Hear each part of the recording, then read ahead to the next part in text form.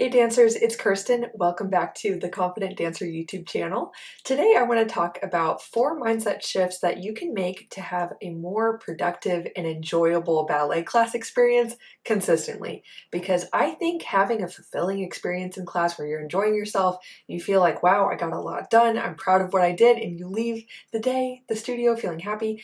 I think that is something that requires mental preparation and just a little bit more intentionality with how you are engaging with the class so that you can start to build confidence through witnessing yourself consistently dancing the way you want to in class and feeling the way you want to in class. So let's talk through 4 mindset shifts to make that happen. And if you're interested, keep on watching.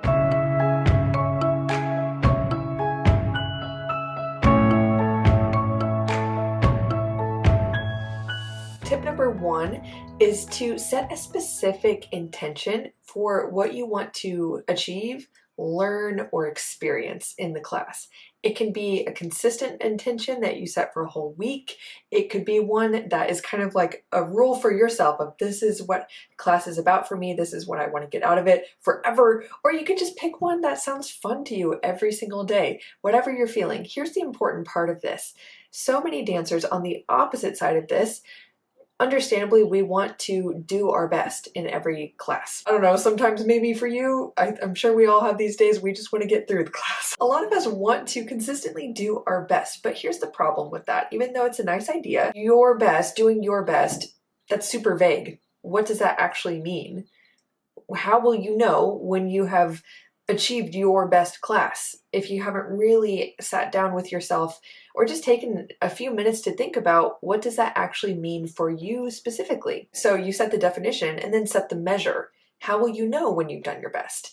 See, so often dancers, we just try to do our best, but that's such a vague idea that we end up measuring how well we've done based off of external validation, based off of external achievements like the parts we're given or the programs we're accepted into, or it can be we feel like we've done well enough when we've worked to the point of such exhaustion that our hard work is at a level that's unsustainable. See, our mind will, no matter what, try to latch onto something to try to measure how well we're doing. But what is even better is if we choose what does it mean to do our best, what's our specific intention, in other words, and then how are we going to measure that, or in other words, know that we've achieved it. When you just set those two things and make it clear for yourself, you're actually going to psychologically give your mind a focus to point towards, a positive reward to point towards and to focus on and to become fascinated by, rather than just letting your mind wander, trying to do well with everything, not make mistakes, work super hard, like scatter your mind in all these different directions that ultimately, without an intentional narrow focus, you might just end up feeling like you were mediocre at all the different areas you were trying to do your best in. So instead of that, just follow this one tip of set a specific intention and a measure for that. So for example, a great one that I've liked to do is my intention for this class is to really like stretch every single movement and focus on the finer qualities of like really pointing the ends of my toes and feeling my leg when I extend it, like reaching out of the hip socket, feeling that muscle definition. And to me, I know that I'm on track with that whenever I'm really in tune with how my body feels and I know the specific feeling that I'm going for. So when I go into a class with that intention, if that's what I want to experience, and if I'm consistently experiencing that throughout class, or maybe I kind of falter for a bit, I get really stiff during an exercise and I come back to my intention, that feels like success to me.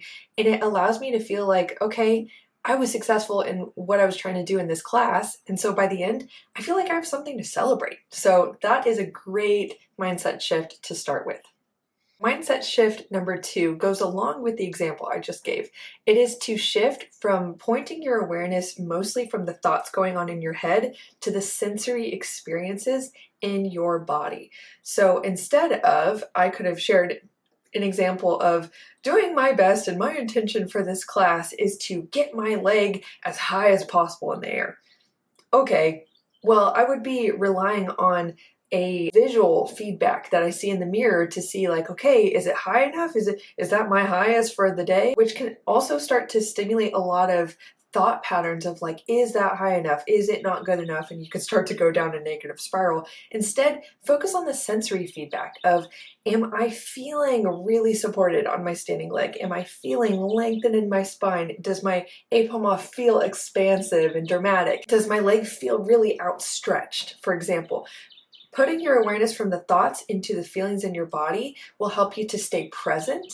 It will help you to stay centered and grounded in your technique, and you'll start to feel better in your body. Versus if you point your awareness towards the thoughts in your head, you might start to be thinking about, is what I'm doing good or is it bad? How is that person doing? What do they think about it? Oh my gosh, do I actually know the choreography? Versus being in tune with how the choreography feels in your body. That's a totally different experience that's going to help you tap into the flow state, to stay focused, to stay present. And it's also a really satisfying experience emotionally and psychologically, where the activity of dancing becomes pleasurable in and of itself, rather than looking for having a nice opinion about your dancing when it's happening. In other words, nice thoughts about the dancing. Instead, when you're in this flow state, the dancing in and of itself and the feeling of it in your body becomes the reward, which is such a nice place to be in during class. Hey dancers, I hope you're really enjoying the video so far. I just wanted to briefly talk to you about the Confident Dancer Coaching Program so that you know this resource is available to you and any other dancer you know who is tired of mental struggles like comparison, self-doubt, insecurities, imposter syndrome, performance anxiety, all of these mental struggles that are so common for us dancers, especially those of us at the pre-professional to early professional level. We know it's common, but for those of you who are struggling and are tired of struggling, you want to be a confident dancer, you want to trust yourself, you want to know what you have to offer, you want to feel good about your skill set, and you want to have the mindset that will equip you to feel your best and dance your best and accomplish your career goals. Y'all, that is what this program is about. That is why I designed it, and it is designed specifically with dancers' desires, needs, and goals in mind, so that you have support from a professional who's not only qualified as a coach and as a trainer of neuro-linguistic programming, but also with someone who has a background as a professional ballet dancer and who understands what you're going through, who understands what you want, so you don't have to explain yourself. You feel understood and supported by a professional who knows how to help you get to where you want to go. That is the support I provide in this program. So if you are interested or you know someone who is, all you have to do is click the link down below to visit kirstenkemp.com, learn more about this program, everything that it includes, how it works, read amazing testimonials from past clients, and schedule a free 30-minute consultation where you and I will have the chance to get to know each other, talk about your goals, your challenges, and see if the Confident Dancer Coaching Program would be the perfect fit to help you get from where you are to where you want to be. So I can't wait to meet with some of you. Again, apply for that free consultation. It's no strings attached. See if it's going to work for you, and go ahead and apply now because spots are limited each month to only 5 dancers. So apply now. Can't wait to talk to you, and let's get on with the rest of the video. Mindset shift number 3 is to use a playful, experimental, or opportunistic mindset going into class, rather than the have to mentality or the I have to prove myself, I have to be better than others, I have to make no mistakes. See, the have to versus the get to, want to, choose to mentality is going to totally change your experience, and it will make you not only enjoy yourself more and feel better about yourself, but also be more productive. And here's why that is. When you choose, for example, one of my favorites is the experimental mentality. Instead of, I have to do this right, approaching a combination, especially a difficult one, with a, let's see what works. What would it feel like? Let's just see if we balance a little longer in this arabesque. It's a little playful. Let's see if I could get a little bit more levity in my jumps. Or let's just try this and see if it works. I know not all environments feel conducive to that mindset, but the more you can adopt it, the more your mind will actually open to new possibilities that you haven't tried out or experimented with before that can help you improve your technique. It is also a form of a positive what if question. So often as dancers, we use the negative what if. What if I mess up? What if I make a mistake? What if I can't do it?